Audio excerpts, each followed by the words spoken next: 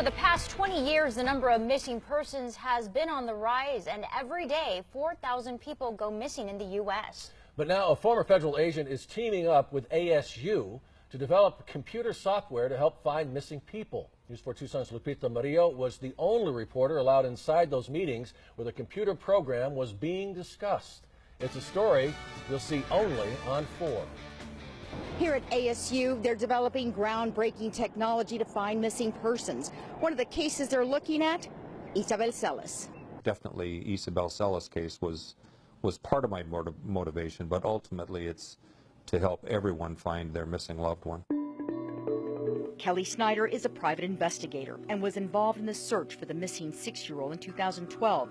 He's also a retired DEA agent and founder of the Find Me organization. Last year, he brought the idea of MIST, or Missing Person Intelligence Synthesis Toolkit, to ASU. Children obviously is something that motivates me even more, just because of the mere fact that it's a child. In cases where there was 20. Once a week, Snyder meets with Paolo Shakarian and his team of graduate students to discuss software development.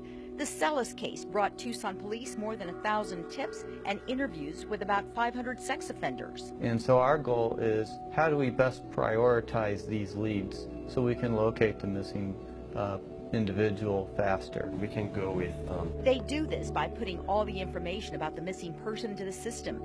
Then a mathematical equation kicks in. So far, they've looked at 24 cases provided by the Find Me organization.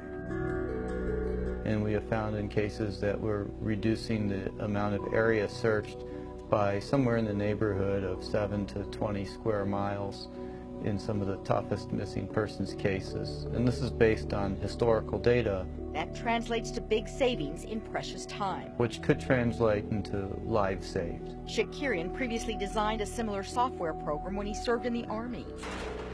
To help identify locations where insurgents would store munitions used in roadside bomb attacks in Iraq and Afghanistan.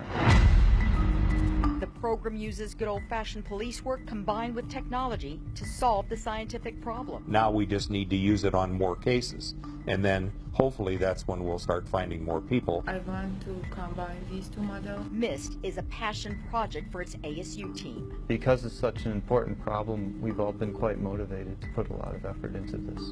The next step for the team is to get a patent, and then expanding into human trafficking and homicides. At ASU, Lupita Murillo, News 4 Tucson.